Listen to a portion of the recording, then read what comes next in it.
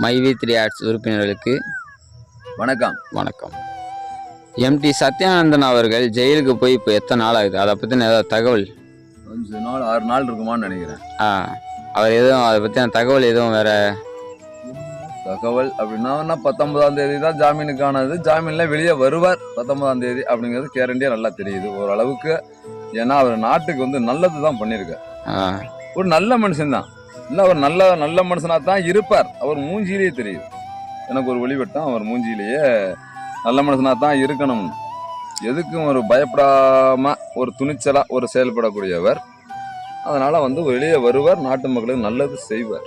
இப்போ அவர் நிறைய பேர் வந்து அவர் ஃப்ராட் பண்ண தான் போறாரு, இவர் வந்து இப்போ காசு கம்மியாக தான் இருக்குது, இன்னும் நிறையா வரட்டுன்னு அவர் வெயிட் பண்ணுறாரு அப்படின்றாங்க. அதை பற்றி நீங்கள் ஏதாவது சொல்ல விரும்புகிறீங்களா? அதை பற்றி நமக்கு ஒன்றும் தெரியல தம்பி. அப்படின்னா அவர் முன்ன இதை பற்றி இப்படி கேள்வி கேட்டால் எப்படி நாங்கள் பதில் சொல்கிறது? காசு கம்மியாக இருக்குது, நான் இதை போட முடியாதுன்னு அவர் ஜெயிலுக்கு இருக்காருன்னு சொல்கிறீங்களா?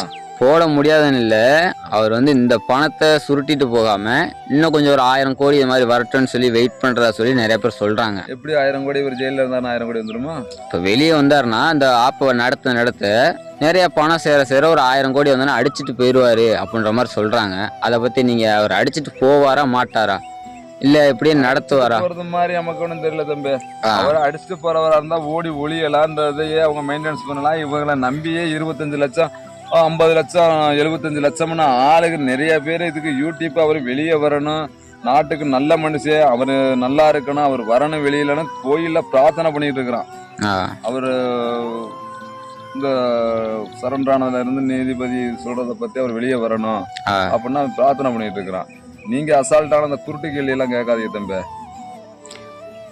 இப்ப வெளியே எப்போ விடுறதா சொல்லியிருக்காங்க? இப்ப வந்து ஒரு வாரம் வந்து விசாரிக்கிறதுக்கு வச்சிருக்காங்க. எப்போ விடுவாரு அப்படிங்கறதெல்லாம் நமக்கு தெரியாது தம்பி. 12ஆம் தேதி சொல்லியிருந்தாங்க. 19ஆம் தேதிக்கான அந்த ஒரு முன்ஜாமீன் மனு வந்து விசாரணை பண்ணி அவர் முன் ஜாமீன்ல அவர் வெளியே விடலாமா, முன் ஜாமீன்ல வெளியே விடலாமா அப்படிங்கறதுதான். விடுதலை கேஸுங்கிறது அப்புறம் கூட நடந்துகிட்டு இருக்கலாம். ஜாமீன்ல வெளியே வந்து நிர்வாகத்தை நடத்துறதுக்கான பணிகளை அவர் செய்யறதுக்கான இதுகளை விடுவாங்களாங்கிறது ஒரு சந்தேகம் இல்ல இருக்கு. 19ஆம் தேதி அன்னைக்கு வரலாமா அப்படின்னு ஜாமீன் விசாரணை தொடங்கப்பட்டிருக்காங்களாம் சொல்லியிருக்காங்க. அது மாதிரி ஏதாவது ரெடி ஆகலாம்னு நான் நினைக்கிறேன். இப்போ வந்து இந்த இதை பயன்படுத்தி மக்களை நிறைய பேர் குழப்புறாங்க. அதாவது மைவி3 மக்களை வந்து இது ஒரு பிரச்சனைனா மக்களை குழப்பத்தான் செய்வாங்க. மக்கள் வந்து ஒவ்வொருத்தனுக்கும் ஒவ்வொரு பிரச்சனை இருக்கு. ஒரு குடும்பத்துல இருக்கிற ஒரு 5 பேர் இருக்கிறாங்கன்னா 5 பேர்த்துல 3 பேர் ஒரு மாதிரி இருப்பான், 2 பேர் ஒரு மாதிரி இருப்பான். அதுக்காண்டி குடும்பத்தை குழப்பறதுன்னு நினைக்க கூடாது. நம்ம தலைவரா இருக்கிறவங்க கட்டுக்குள்ளதான் வச்சுக்கணும். இது இப்படித்தான் நீ சொல்றதுங்கிறதுக்கான என்ன இதுவும் பண்ணாம நம்ம குடும்பத்தை குழப்பம் பண்ணாம தான் வச்சுக்கணும். விழுந்து இதை இன்னொருத்தன் குழப்புறான் அப்படிங்கிறதுக்காண்டி குழப்பமா இருக்கவனா அதில் கட்டியிருப்பான். அப்போ அவனுக்கு என்னமா இருக்கும், சந்தேகமா இருக்கும். அவ்வளோதான், வேற ஒன்றும் இல்லை. அவனுக்கும் பணம் வாங்கியிருப்பான்ல, கட்டினதுல இருந்து வராமல் இருந்திருக்குமா? அவைனா இவர் காசு சம்பாதிக்கிறதா, இவர் இவ்வளவு ஃபேமஸ் ஆகுறதா? நம்ம இன்னொரு நிறுவனம் நம்ம நடத்தினா ஒவ்வொரு தொழில் பண்றான், கட்டட மேஸ்திரியா இருக்கிறான், நம்ம ஒரு பேச்சுக்கு வச்சுக்க. நீ ஒரு 10 பேர்த்த வச்சு வேலை செய், 10 பேர்த்த வச்சு வேலை செஞ்சு விட்டுரு, அதுல 2 பேரும் உனக்கே வெளில இருப்பான். தெரியுதா? அவன் என்ன பண்ணுவான், நம்மளை காசை வச்சு இவ்வளவு காசு கொள்ளையடிக்கிறான். டெய்லி 100 ரூபா கமிஷன் எடுக்கிறான், மேஸ்திரி சம்பளம் வேற வாங்குறான் அப்படின்னா அதுக்குள்ளேயே நம்மளுக்கு வெளில இருப்பான்.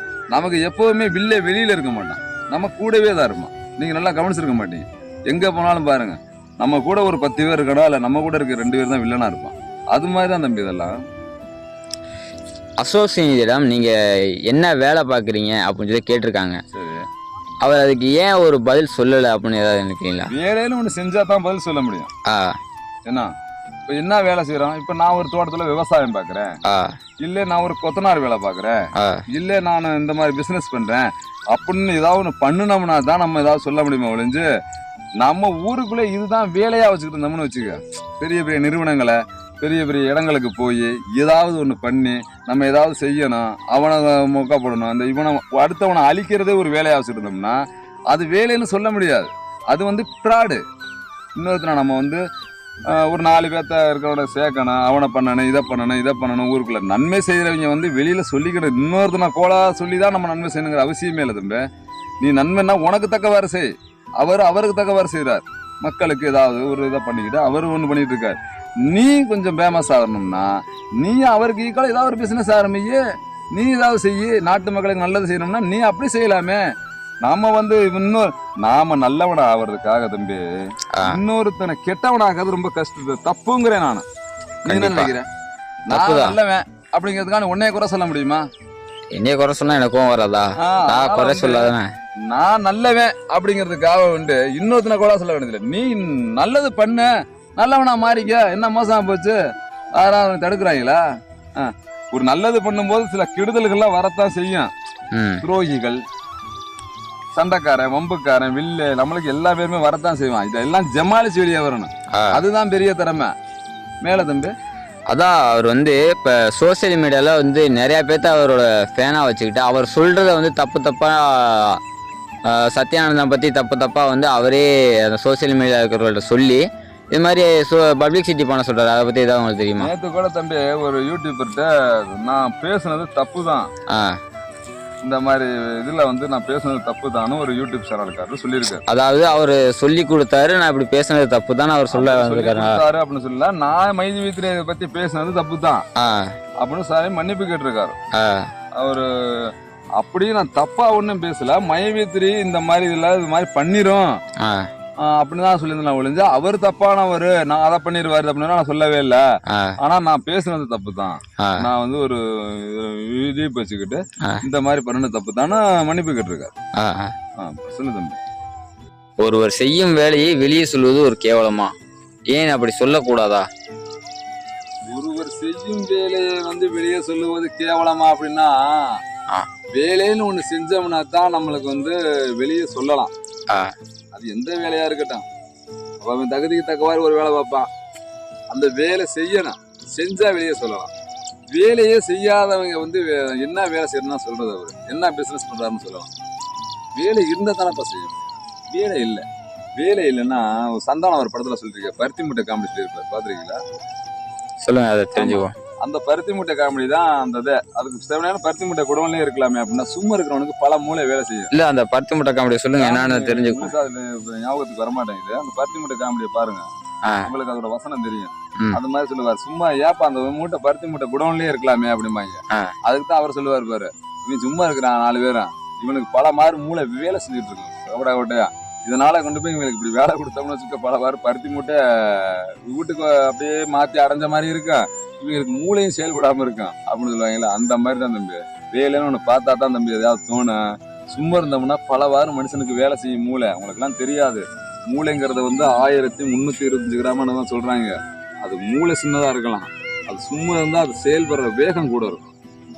வேலை தம்பி. இப்போ சோசியல் மீடியாவில் நிறைய மக்கள் வந்து கதறாங்க. அதாவது வந்து இப்போ ஒரு 3-4 மாதங்களாக பணம் வராம எங்களால செயல்பட முடியல அப்படின்னு கதறுவாங்க. மக்கள்னா கதறத்தான் செய்வாங்க. ஏன்னா பணம் காசு கொஞ்சம் வச்சிருக்கிறவங்க ஒரு வெளியே வரட்டும் நம்ம ஜமாளிச்சுக்கலாம் அப்படின்ட்டு இருப்பாங்க. கொஞ்சம் பணம் காசு இப்ப நம்மள மாதிரி இல்லாதவங்க போக்குவரத்துல எப்படியாவது இருக்காங்கன்னு வச்சுக்க, சரி மாசம் ஒரு 1000 அதுல இருந்து வந்துச்சு, மாசம் ஒரு 2000 அதுல இருந்து வந்துச்சு, அட ஒரு 3000 ரூபாய் அதுல இருந்து வந்துச்சு, நம்ம அதை வச்சு குழப்பம் நடத்திக்கிட்டு இருந்தோம், இன்னைக்கு இப்ப போச்சு அப்படின்னு கதறவங்க நிறைய பேர் கதறுவாங்க. அவங்க ஏதாவது ஒரு கோரிக்கை மனு வைப்பாங்க. யாருக்கு வைப்பாங்க? முதலமைச்சருக்கு வைக்கலாம், மந்திரிக்கு வைக்கலாம், இது மாதிரிலாம் வைப்பாங்க. வச்சாங்கன்னா அவங்கள பத்தி பேசவே அவங்களுக்கு நேரம் இல்லை. நான் நல்லவன் அப்படின்னா அவங்கள நிரூபிக்கிறதே ரொம்ப சிரமமா இருக்கு. நீ இந்த இடத்துல வந்து இவங்க கேஸ் கொடுத்தாங்க அவங்க கேஸ் கொடுத்தாங்கன்னா மக்கள் தான் கேஸ் கோரிக்கை வைக்கிறாங்க. அவர் மக்களை வந்து பார்த்துருந்தாங்கன்னா இதை பத்தி என்னப்பா அது எது சீர விசாரிச்சு வெளியே அனுப்புங்கப்பா அப்படின்னு சொல்லியிருந்தா பரவாயில்லன்னா அவர் சொல்ல முடியல. அதுக்குள்ள இந்த மக்கள் இங்க போராட்டம் பண்ணுது, அதுக்குள்ள அங்க யூடியூபர் அந்த பிரச்சனை பண்ணிட்டாரு. இப்ப எந்த பிரச்சனையும் அவர் பாக்குறதுன்னா அவரே முழிச்சுக்கிட்டு இருக்காரு. நீங்க வரல குருட்டாம்பகளை கேள்வி கேட்காதீங்க தம்பி, நம்மளை பிடிச்சி உள்ள வச்சிட போறாங்க. இது பெரிய சொல்ல இல்லைங்க, இது சோசியல் மீடியாவில் நமக்கு பொது கருத்து உரிமை இருக்குங்க, நம்ம எதை பொறுத்த வேணாலும் பேசலாங்க. இதெல்லாம் பிடிச்சி உள்ளுக்குள்ள வச்சுட்டாங்கன்னா நான் ஏன் பொழப்பு பாக்குறது ரொம்ப சிரமம். அவங்களுக்கெல்லாம் பொழப்பு அப்படிங்கிறது என்னன்னு எனக்கே அவங்களுக்கெல்லாம் தெரியாது. ஒரு மனுஷன் சாதாரண மனுஷன் 1000-500க்கு சம்பாதிக்கிறவன் பிடிச்சி ஏதாவது பொறுக்கிறதுக்கு நான் பிடிச்சி உள்ள வச்சிருவாங்க. அப்போ நீ ஒரு மாசத்துக்கு உள்ள இருந்தீன்னு வச்சுக்குவே, அப்புறம் இந்த மாதிரி பேச மாட்டீங்களா அப்படின்னு சொல்லி அவங்க பிடிச்சி உள்ள வச்சிருவாங்க. நம்ம பொழப்பு வேற, நம்மளுக்கு ஒரு மாதம் சும்மா இருந்தாலும் 40 நேரம் கடை வந்துடும். நான் ரொம்ப சிரமத்தில் வாழ்ந்துகிட்டு இருக்கிறேன். இப்படியெல்லாம் ஒரு கேள்வி கேட்காத, என் வாயை நோண்டி கிண்டி விட்டுறாது தம்பி. ஏதாவது நான் வண்டியாக கொட்ட ஆரம்பிச்சேன். நான் ஏற்கனவே நான் வாயை சுருக்கி பேசிக்கிட்டு இருக்கிறேன். நான் மேலே கேளுங்க தம்பி.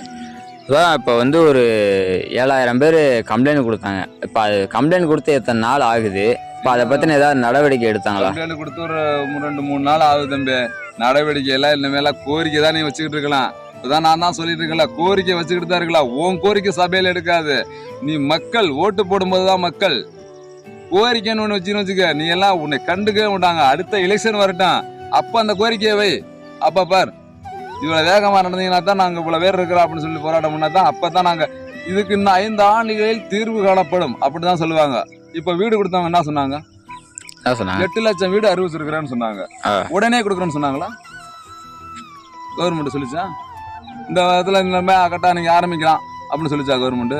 2030க்குள்ள அவங்க கட்டி முடிப்போம் அப்படின்னு சொன்னாங்க. 2030 எவ்வளவு நாள் தம்பி இருக்கு?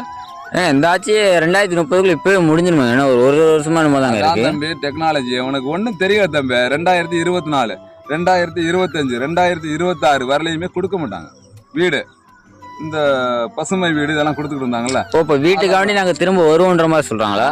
அதுக்காண்டி ஒரு மக்கள் ஓட்டு போடும்ல, அதுதான் இப்பவே பிளானிங். இப்ப போட்டு வச்சுட்டோம்னு வச்சுக்கவே 2030க்குள்ள நமக்கு ஒரு வீடு தருவாங்க அப்படின்னு சொல்லிட்டு அவங்க ஓட்டு போடுவாங்க அப்படின்னு சொல்லிவிட்டுதான். இதெல்லாம் அரசியல் தந்திரம் தம்பி. மக்களை முட்டாளாக்குறதுக்கு பல வழிகள் இருக்கு. என் வாயை கிண்டாதுக்கு தம்பி. நான் பெருசா அப்புறம் இது வேற எல்லாம் வாயில் நிறைய வந்துடும் தம்பி. நீங்க வேற மாதிரி சொல்லுங்க. இல்லைங்க, இப்ப அது கலெக்டர்கிட்ட வச்சுதான் நடக்கல. இப்ப நிறைய பேர் வந்து சோசியல் மீடியா வழியா முதலமைச்சருக்கே வந்து சொல்றாங்க இறங்கல தம்பி. அவருக்கு உள்ளதை பார்க்கவே நேரம் இல்ல தம்பி. உங்க சோசியல் மீடியாவை பார்க்கத்தான் அவருக்கு நேரமாது. அவரு டிவி பாக்குறாரா ஃபர்ஸ்ட்? தெரியலங்களே. அப்போ செல்ல போய் அவர் பாக்கணுதா அவசியம் இருக்கா? என்ன தம்பி நீ இப்படி எல்லாம் கேள்வி கேட்காதீங்க தம்பி. இப்ப நான் அப்படி ஜெயிலுக்கு போறது விட்டுதான் நினைக்கிறேன். நான் ஜெயிலுக்கு போனா நான் பாத்துக்கிறேங்க. நீங்க கம்மனு இருங்க. நீ வேற கேள்வி கேட்டாங்களா? ஆஃப் பண்ணிட்டு போங்க. நீங்க வேற காலையில தட்டை இருக்கிற வச்சுட்டு படாத பாடுபடுத்திட்டு இருக்கீங்க.